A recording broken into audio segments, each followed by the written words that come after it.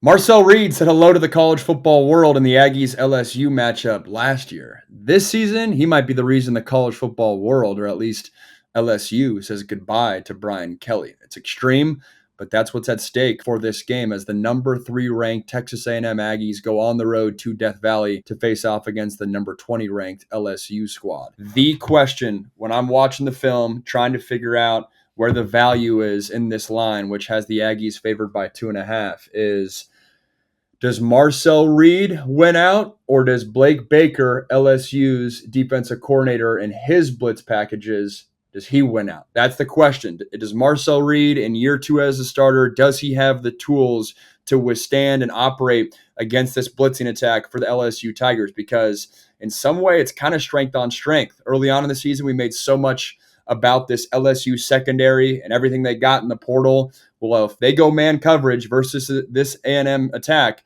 does Marcel Reed have the arm?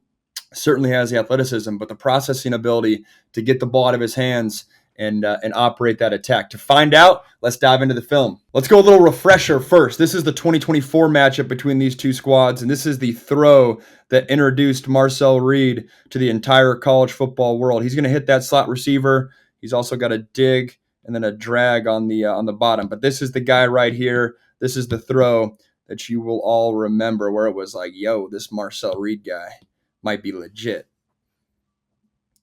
1, 2, 3, hitch, ball down the field. Big time. But that throw right there was the outlier. The reality is most of the play calls in this game were like this one, where it's just Marcel Reed designed to run. This here, we're going to get a quarterback draw, rushes up the middle. They put up a lot of points in this game. Think he got in for a touchdown. Maybe he was short on that one. But regardless, it was that one deep shot and then a lot of designed runs. The difference in the year 2 version of Marcel Reed is you're not calling as many designed runs because his legs are a factor just when you're calling normal pass plays. Check this out here. They're going to bring some pressure. Arkansas is. This is footage from last week's game. You don't stay in your rush lanes, Marcel Reed will find a sliver and make you pay. I guarantee this is the talking point for Blake Baker, LSU's defensive coordinator this week. Stay in your rush lanes. As a result, does he choose to go quarterback spy? Does he choose to not blitz so you have more linebackers if Marcel Reed were to break the pocket? Or is it full-on blitz package, got to stay in your lanes? My guess is he stays with what their identity is. He's going to blitz, and if LSU can stay in their blitz lanes and Marcel Reed doesn't get the ball out of his hands quickly, LSU is going to win that matchup. If they get out of their blitz lanes, Marcel Reed's going to make them pay like we're seeing on this play right here. That being said, this is not just a fact of a young dual threat quarterback that he's not effective unless his legs are involved. This play showed me a lot. Again, all these 2025 plays are from last week's game versus Arkansas where they put up 25 points in this game. But check out this throw right here. This is big league. He has a dig route on the bottom of the screen to KC Concepcion.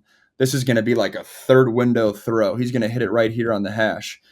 Arkansas, on the other hand, they're going to blitz 5 guys, 1, 2, 3, and then 5 here. And then this guy, this linebacker's green dogging, which what we call is, hey, when the running back stays in and protects, then this linebacker right here is going to trigger. He's the 6th rusher. To have 6 rushers and offensive line-wise pick this up and give your quarterback enough time to hang in the pocket and throw this rock right here for a touchdown, that's not only good quarterback play, that's great execution by the entire offense. A&M's got some dogs up front, but check out this throw. This is big time. Little play action fake. Running back stays in. He buys just enough time, throws off his back foot. That is big time. Look at this back end view right here. Look at how he manages this pocket. He'll throw off his back leg. This isn't easy. Arkansas is bringing 6. LSU will bring 6 a lot in this ball game. Little play action fake. Hitching. Kind of looks like he's chucking it up, but that's anticipation right there. That's getting it done. Funny enough, I'm meeting with North Carolina's staff here in an hour after filming this. I'm calling the Pitt North Carolina State game I called North Carolina State's game, I think 3 North Carolina State games last year. The reason I say that is that receiver right there, Casey Concepcion, he was a baller last year. A&M went in the portal and got him.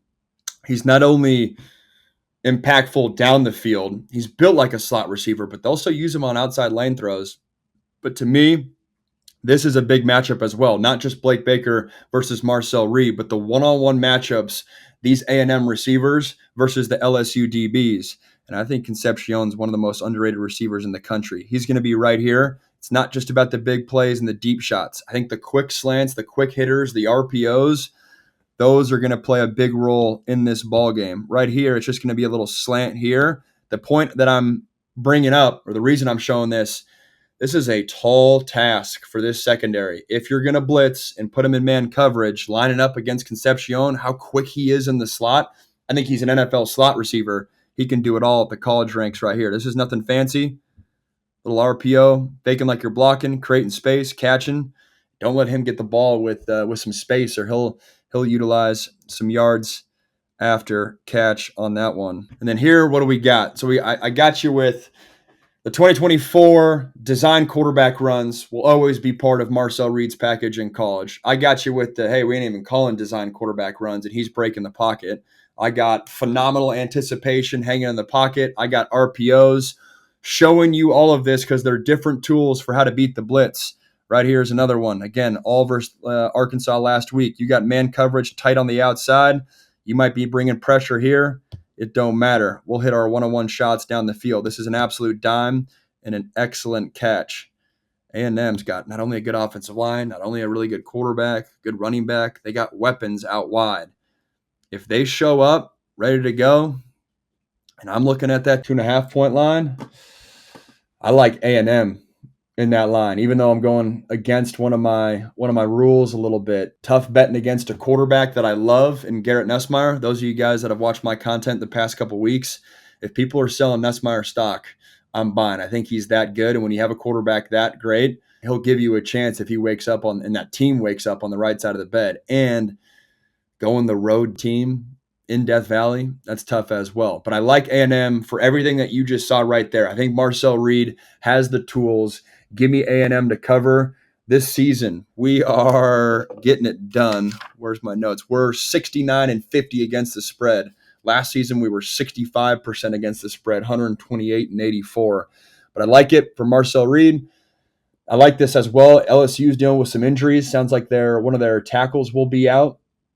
And this LSU offense has yet to score 30 points in a game versus a Power 4 opponent. All those factors, but especially the hidden value in the tape, because Vegas ain't watching tape, is why I like the Texas A&M Aggies to go into Death Valley and win and cover the 2.5.